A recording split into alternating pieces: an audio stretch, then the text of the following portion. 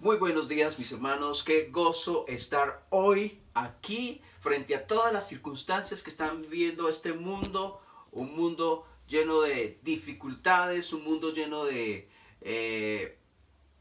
pánico para algunos, de susto, de qué pasará mañana. Nosotros estar aquí frente a la palabra de Dios. Una palabra que da fuerza, una palabra que da esperanza, una palabra que da gozo.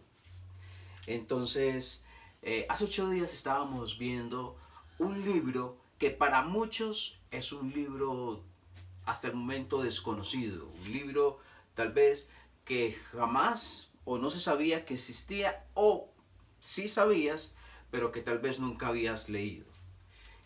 En el Antiguo Testamento tenemos algunas divisiones en que se divide el Antiguo Testamento. Uno de ellos es el Pentateuco. Como sabemos, el Pentateuco está dividido en 5 libros. Génesis, muy bien, Éxodo, Levítico, Números, Deuteronomio. Esos 5 libros son el Pentateuco, cuya común denominador es que fueron escritos por Moisés. Pero tenemos otros libros, libros históricos, pero también tenemos profetas mayores y profetas menores. Dentro de los profetas mayores está Daniel, Isaías, Jeremías. Se denominan mayores por la extensión del libro. Se denominan menores también, hay profetas menores por la extensión, son más cortos. En el caso de Ageo, el libro que nos ocupa, es un profeta menor, porque su extensión es de solo 2 capítulos. Pero vemos en estos 2 capítulos, y lo vimos hace 8 días, enseñanza, riqueza para nosotros hoy. En cuanto al tiempo en que fue escrito, recordemos que fue escrito alrededor del año 520 a.C. O sea, fue uno de los últimos libros del Antiguo Testamento en escribirse. 520 a.C. Hemos escuchado en algún momento esa frase del Señor: el que tiene oídos para oír, oiga. Y hay una frase en el común que dice: no hay peor ciego que el que no quiere ver. Y esto nos hace entender de que muchas veces nos enfrentamos con circunstancias, con cosas que no nos percatamos, que no identificamos. Y esas cosas que no nos percatamos o que no identificamos vienen a hacer daño para nuestras vidas personales, para nuestras familias. Porque no vemos, porque no escuchamos, porque no identificamos. Y es lo que estaba viviendo el pueblo del Señor en el contexto del libro de Ageo. En el contexto del libro de Ageo. ¿Qué pasó? Ellos habían sido en el año 721 antes de Cristo, estaba dividido el reino de Israel en 2 sectores. Uno, el reino del norte, las 10 tribus, y otro, el reino del sur, 2 tribus, Judá y Benjamín.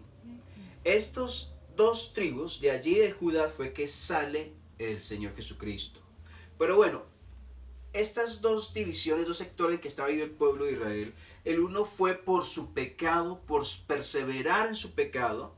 Dios dice: no hagan esto. Ellos lo hacen, la idolatría, el pecado y muchas otras cosas más en que ellos cayeron por su ceguera espiritual, por su terquedad espiritual, donde Dios dice: no hagan, pero ellos sí persisten en pecar. Entonces, un profeta y otro, un mensaje de Dios y otro, donde Dios decía: no, no, no, y ellos persistían. Entonces, un día Dios decidió hacer algo: sacarlos de su tierra. En el evento histórico de los más catastróficos que ha tenido el pueblo de Israel, fueron exiliados de su tierra, el reino del norte, en el año 721 por Asiria. Y unos años después, tal vez unos 140 años después, el reino del sur, o sea, la tribu de Judá y Benjamín, hacia Babilonia, que estaba bajo el imperio de Nabucodonosor. Estos hombres de Judá y de Benjamín, ese reino del sur, regresarían por gracia de Dios, por misericordia de Dios, regresarían unos 70 años después.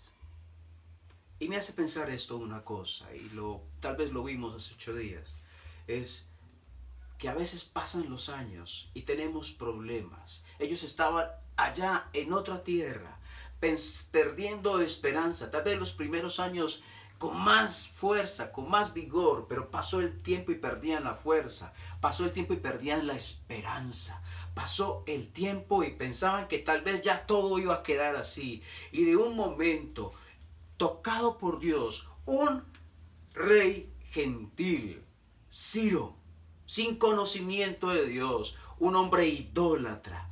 Allí en el capítulo 1 de Esdras, como lo veíamos, como preámbulo para estudiar Ageo, hay que leer algo en Esdras para entender el contexto histórico. Así que ese rey gentil dice: reconozco que Jehová es Dios, y Dios, el único Dios, me ha enviado a que edifique casa a su nombre en Jerusalén. El que esté de ustedes, que se levante y vaya. Y así, esa noticia grandiosa, como que escucháramos hoy, ya está la cura del coronavirus. Imagínense cómo saltaría el universo mismo, el mundo entero, de gozo, de saber que ya está la cura y que se acabó todo esto que estamos viviendo. Imagínense ese pueblo exiliado allí en otro país. Y se le dice por parte del rey: levántense, niños, adultos, levántense todos, vuelvan a su tierra, edifiquen casa al nombre de su Dios. ¡Ah! ¡Qué felicidad! ¿Cómo sería esos momentos?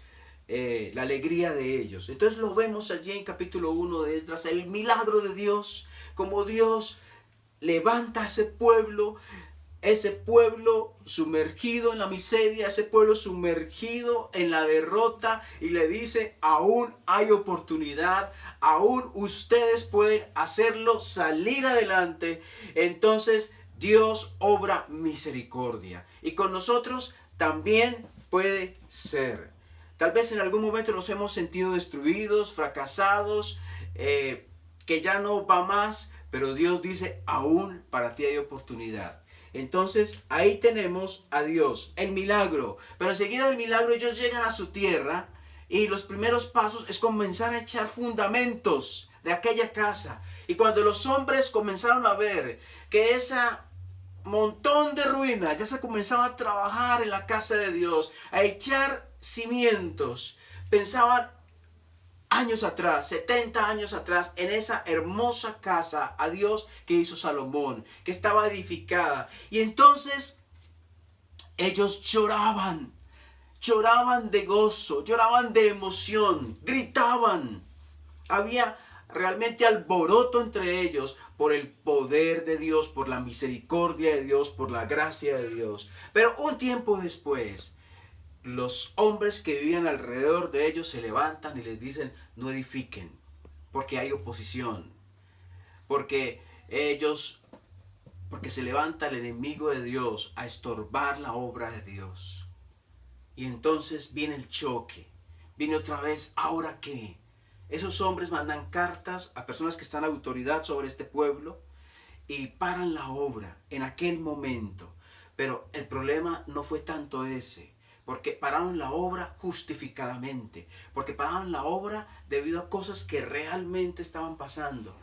Lo malo de todo esto es que ellos se volvieron indiferentes, se adormecieron espiritualmente, y aún después, cuando pudieron reanudar la obra de Dios, ellos continúan quietos, ellos continúan dormidos, ellos continúan indiferentes. Y es ahí donde aparece el libro de Ageo, donde Dios dice: ¿qué está pasando? ¿Por qué lo están permitiendo?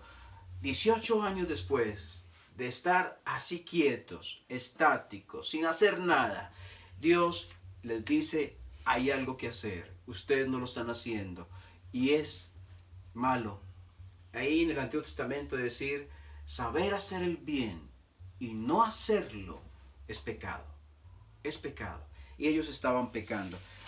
Le invito a que entonces vaya al libro de Ageo.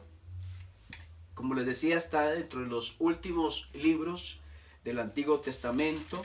Está tres libros antes de que termine el Antiguo Testamento. Allí Ageo capítulo 1, versículo 1 al 15.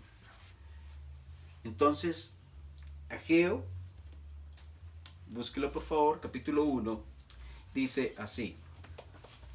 En el año segundo del rey Darío, en el mes sexto, en el primer día del mes, vino palabra de Jehová por medio del profeta Ageo a Zorobabel, hijo de Salatiel, gobernador de Judá, y a Josué, hijo de Josadat, sumo sacerdote, diciendo, así ha hablado Jehová de los ejércitos, diciendo, este pueblo dice, miren cómo dice, lo mencionábamos hace 8 días, no dice mi pueblo, dice este pueblo. Dios está molesto y está diciendo, no ha llegado aún el tiempo de que la casa de Jehová sea reedificada. Se volvió un dicho, se volvió una palabra entre ellos. No ha llegado el tiempo, todavía no es momento. Miren, es tiempo para nosotros, pero para la casa de Dios no. Porque dice el versículo 3, entonces vino palabra de Jehová por medio del profeta Ageo diciendo, es para vosotros tiempo, para vosotros de habitar en vuestras casas artesonadas, organizadas, y esta casa está desierta. Pues así ha dicho Jehová de los ejércitos, meditad bien sobre vuestros caminos. Ocupados en sus vidas personales, ocupados en sus propósitos, ocupados en sus casas, y la casa del Señor desierta, la casa del Señor sin nadie allí, sin observando lo que Dios había mandado, sin sacrificio, sin adoración, sin ejercicio espiritual. Un testimonio del Dios que tenemos cerrado, clausurado por corazones negligentes, indiferentes, fríos. Pero para ellos sí había tiempo. Para ellos, para sus cosas personales, sí había el esfuerzo, sí había la oportunidad. Y una vez más reflexionemos cómo estamos viviendo hoy. No me refiero a este momento, este toque de queda, no.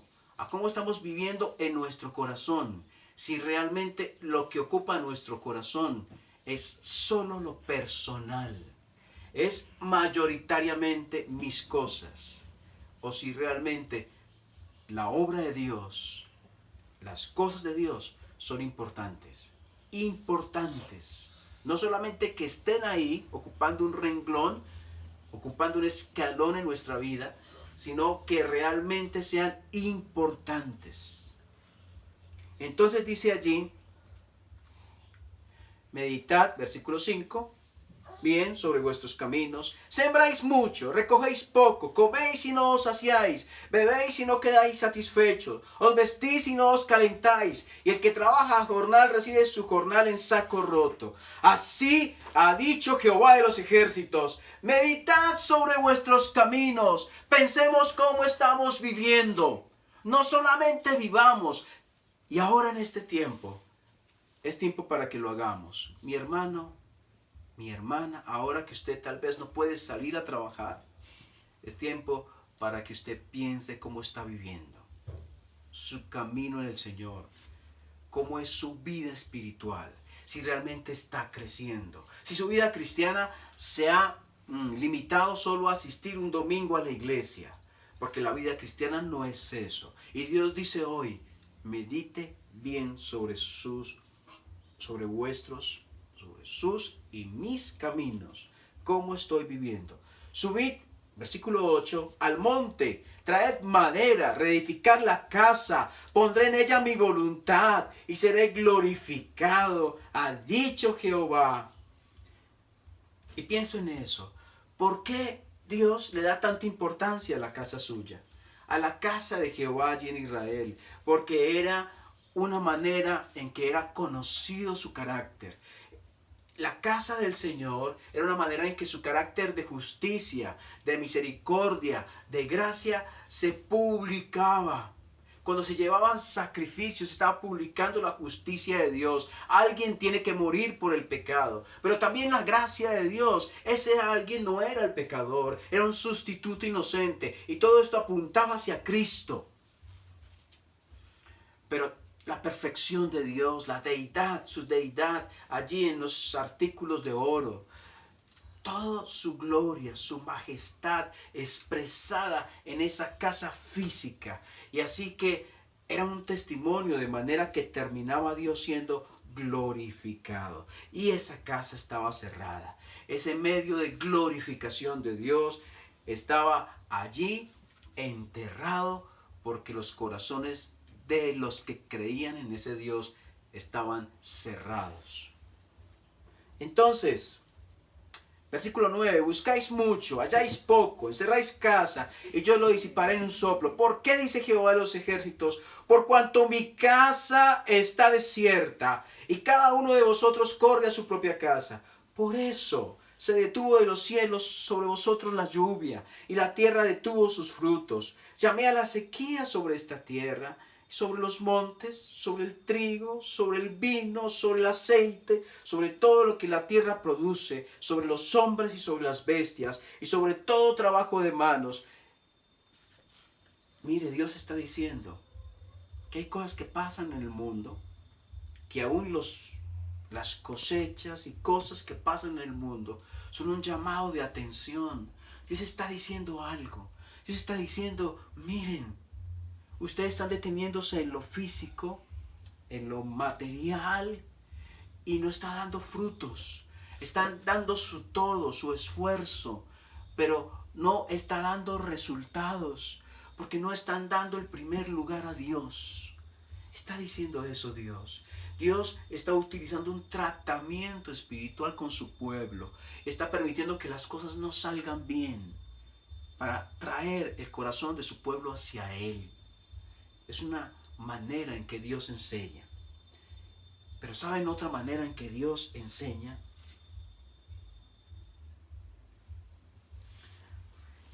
Dice el versículo 12, y oyó Zorobabel, hijo de Salatiel, y Josué, hijo de Josadat, sumo sacerdote, y todo el resto del pueblo, la voz de Jehová su Dios. Las palabras del profeta Ageo, como le habían enviado Jehová su Dios, y temió el pueblo delante de Jehová. Entonces Ageo, enviado de Jehová, habló por mandato de Jehová al pueblo diciendo, yo estoy con vosotros, dice Jehová. Y despertó Jehová el espíritu de Zorobabel, hijo de Salatiel, gobernador de Judá, y el espíritu de Josué, hijo de Josadat, sumo sacerdote, y el espíritu de todo el resto del pueblo, y vinieron y trabajaron en la casa de Jehová de los ejércitos, su Dios, en el día 24 del mes sexto, en el segundo año del rey Darío. Atención, Dios habla. Atención, Dios habla a través de las circunstancias. Pero también Dios habla a través de un hombre, de Ageo, de un profeta. Dios le da la palabra y él lleva la palabra al pueblo.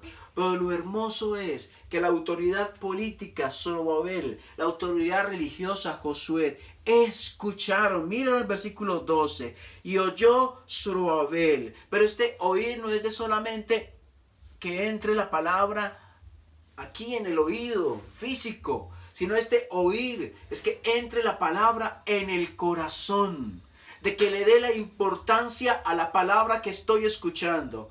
Mi hermano, hoy estás escuchando hoy la palabra, le estás dando esa importancia. Puede decirse, y oyó Jonathan, y oyó Lorena, y oyó Elkin, y oyó mi hermano John Freddy, y oyó mi hermana Lina, y oyó mi hermana Claudina. Puede decirse que están realmente oyendo atentamente, dispuestos a obedecer la palabra. No basta con sentarnos a escuchar. La palabra debe ser escuchada para hacerla. Y es así como están escuchando Zorobabel y estas personas. Pero miren, no solamente están Zorobabel y Josué escuchando, sino ¿quién más? Mira el versículo 12. Y oyó Zorobabel, hijo de Salatiel, y Josué, hijo de Josadat, sumo sacerdote, y todo el resto del pueblo. Era necesario que todos estuvieran sintonizados en escuchar atentamente la palabra de Dios. No bastaba con el líder político, no bastaba con el líder religioso, bastaba con que todo el resto del pueblo también escuchara la voz del Señor. Y hermoso. Dice, y las palabras del profeta Ageo, como le había mandado Jehová su Dios, y temió el pueblo delante de Jehová. Hubo un efecto en el corazón de ellos. Estaban distantes del propósito de Dios. Estaban fríos en cuanto al propósito de Dios, alejados en sus cosas. Pero cuando escuchan la palabra de Dios, hay algo en sus corazones, mueve sus emociones. Hay tristeza, hay reconocimiento, hay atención puesta cuando dice, temió el pueblo, hubo temor en el pueblo del Señor, hubo temor. Y ese temor lleva a algo, no solamente a estar triste y a darme látigo, látigo, látigo, no, lleva a hacer algo, lleva a que haya un cambio. Ese temor lleva a que yo iba rumbo hacia allá y ya voy rumbo hacia allá. Hay una dirección que cambia cuando hay temor del Señor, cuando escuchamos algo y nos toca. Entonces, Dios está tratando con su pueblo. Dios primero lo hace a través de circunstancias adversas, difíciles. No hay resultados frente al trabajo que estoy haciendo, pero también lo hace a través de su palabra. Dios envía su palabra y yo puedo escucharla o no escucharla atentamente. Pero estos hombres decidieron escuchar, sus corazones fueron tocados. Pero hay algo más. Versículo 13. Entonces Ageo, enviado de Jehová, habló por mandato de Jehová al pueblo diciendo, yo estoy con vosotros. Mis hermanos, y esta es la palabra también para usted hoy.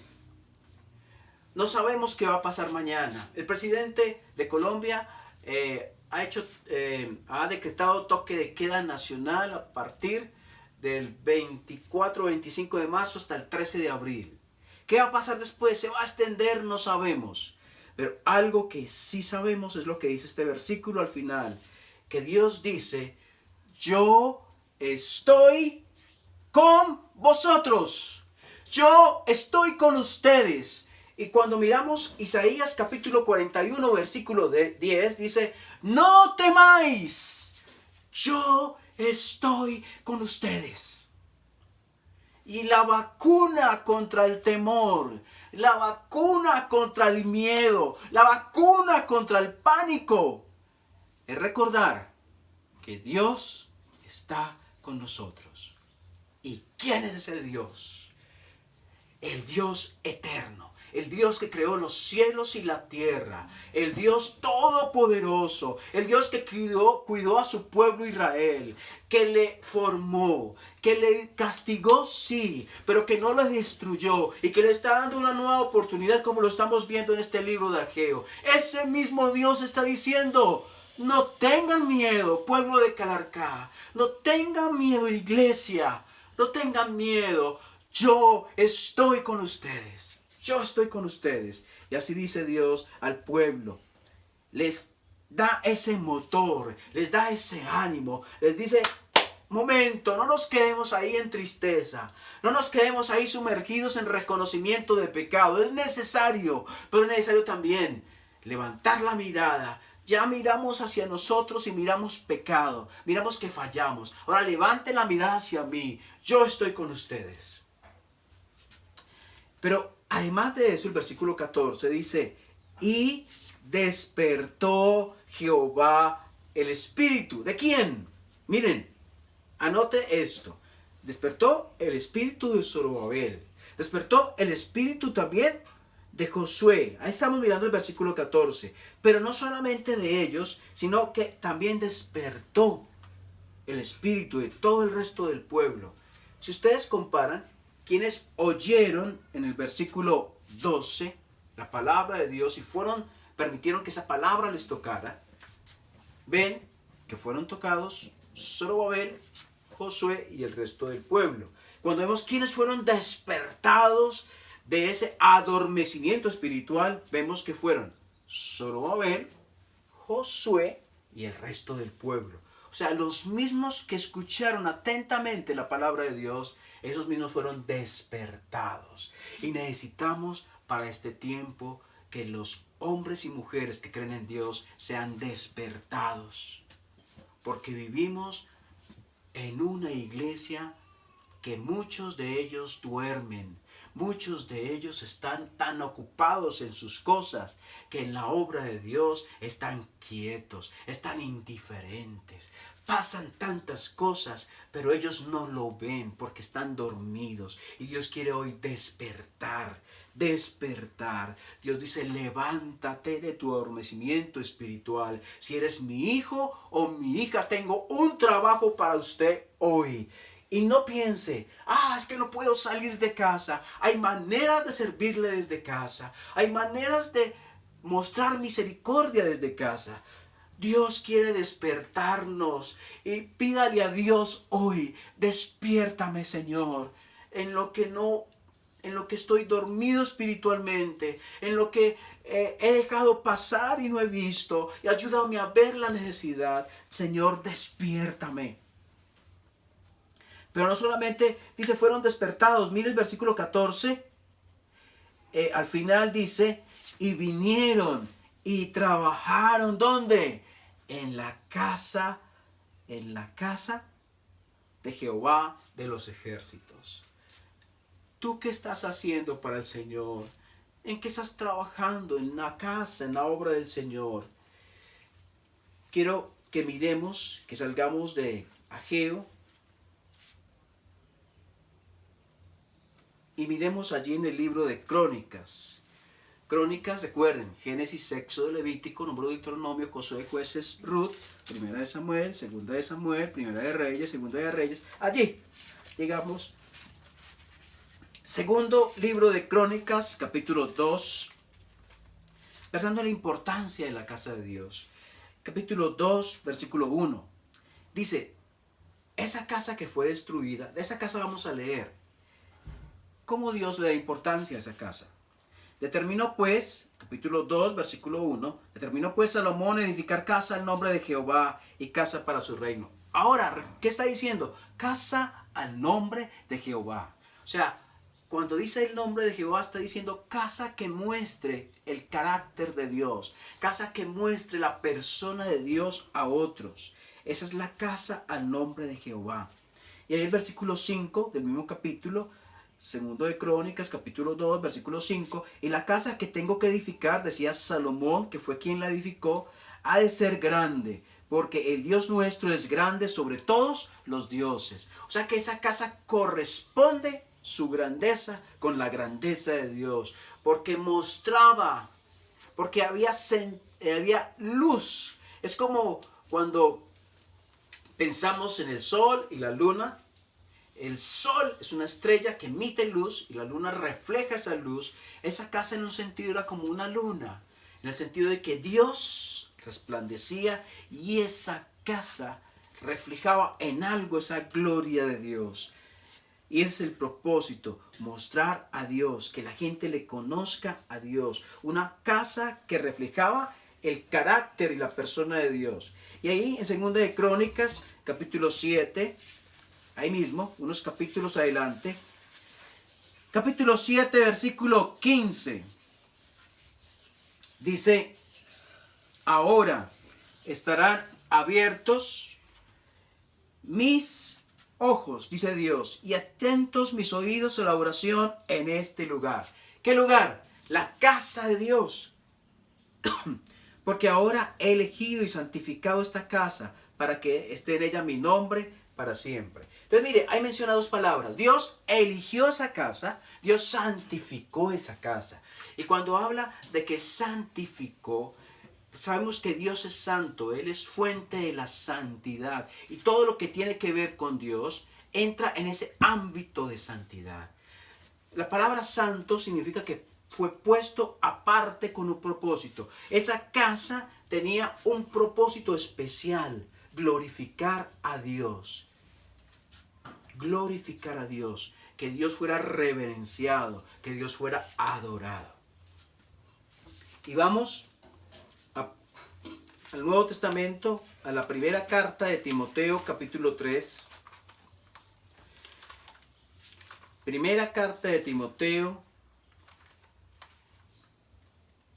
Entonces tenemos Mateo, Marcos, Lucas, Juan, Hechos, Romanos, 1 Corintios, 2 Corintios, Gálatas, Efesios, Colosenses, 1 y 2 de Tesalonicenses, 1 de Timoteo, es el libro que estamos buscando, capítulo 3, versículo 14. El apóstol Pablo, hablando a su discípulo Timoteo, hombre, siervo de Dios, versículo 14 le dice: esto te escribo, porque tengo la esperanza de ir pronto a verte, para que si tardo, sepas cómo debes conducirte, y escúchenlo, en la ¿qué? Casa de Dios. O sea que en el Nuevo Testamento también hay casas. Sí, en la casa de Dios. ¿Cuál es la casa de Dios? Es la iglesia del Dios viviente, columna y baluarte de la verdad. Mis hermanos, la casa de Dios hoy existe en el mundo entero. Es la iglesia de Dios en cada sitio que se reúne. Aquí en Calarcá está la casa de Dios, y en cada sitio, en Armenia, en los diferentes lugares donde hay iglesia que Dios colocó, iglesia del Señor, allí está la casa de Dios. Y dice el apóstol Pablo: para que si tardo, sepas cómo debes conducirte en la casa de Dios, que es la iglesia del Dios vivo. Entonces, sí era importante la casa de Dios en el Antiguo Testamento, el templo que glorificaba a Dios. Y si Dios llamó la atención al pueblo porque estaban quietos, indiferentes y fríos frente a la casa de Dios, hoy también está llamando la atención Dios a su pueblo hoy. A los que están fríos frente a la casa de Dios, frente a la iglesia de Dios en cada sitio donde Dios la ha colocado. Cuando solamente se asiste, pero no se sirve en lo que Dios quiere que edifiquemos. Dios quiere que colaboremos en la edificación de su casa, donde Dios nos ha colocado. ¿Eso qué implica? Tal vez que tú enseñes la palabra a un niño, tal vez que tú enseñes la palabra a alguien que asiste por primera vez a la iglesia, tal vez que tú discipules, tal vez que tú animes a otro, tal vez que tú ores por situaciones que están viviendo hermanos en la iglesia donde Dios te colocó. De una u otra manera, tú estás llamado a edificar en la casa de Dios, y de una u otra manera Dios está diciendo: no te estés dormido, no te estés quieto, no seas indiferente, solo ocupado en tus cosas. Pero la obra de Dios, la casa de Dios en la actualidad desierta, quieta, sin crecimiento, no, eso no es lo que Dios quiere. Y Dios nos llama a cada uno. No solamente llama a los líderes espirituales, llama al resto del pueblo a que se ponga de pie y sirva al Señor y trabaje. Mis hermanos, no es tiempo de estar con los brazos cruzados. Es tiempo de levantarnos y decir: Señor, aquí estoy para servirte. Señor, muéstrame de qué manera, muéstrame en qué y cómo quieres que edifique en tu casa. Porque para Dios es importante su casa, la iglesia de Dios es importante. Por lo tanto, para mí lo debe ser. Para mí lo debe ser. Mis hermanos, es pecado ser indiferente frente a algo que para Dios es importante. Pidámosle, si hemos sido así indiferentes, perdón a Dios. Pidámosle, mi hermano y mi hermana, que Dios me ayude a ver, a entender, a creer en lo que estamos hablando. Que esta palabra es para nosotros hoy, y que es hora de que nos levantemos, de que el pueblo de Dios despierte, de que el pueblo de Dios se levante. Hay un mundo lleno de oscuridad, y la iglesia de Dios está puesta para que Dios sea glorificado. ¿Cómo lo va a hacer? Mostrando a los demás cómo es ese Dios, esa iglesia de Dios que es el conjunto de creyentes en el Señor. Esa iglesia de Dios debe reflejar la gloria de Dios, la belleza de Dios, la santidad de Dios, el amor de Dios, la verdad de Dios, la justicia de Dios. Y por eso, aunque en este momento no estamos congregados y el lugar de reunión está cerrado para la reunión, porque no podemos congregarnos, pero la iglesia de Dios no está cerrada, porque la iglesia es usted y yo, si hemos creído en el Señor Jesucristo, y estamos de pie para agradarle y servirle a Él.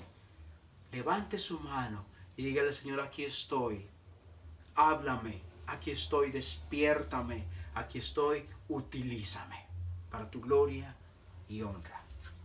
Les invito a que oremos y agradecer al Señor por su palabra.